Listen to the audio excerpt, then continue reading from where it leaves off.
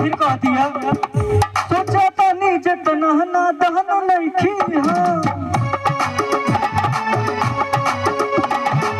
हम की कहत जहन नामी कसम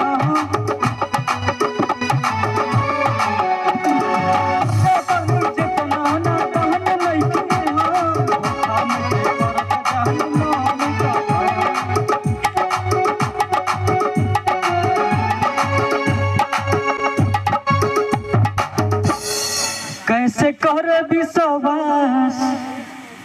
अरुसन हो बदमा कैसे कर विश्वास अरुसन हो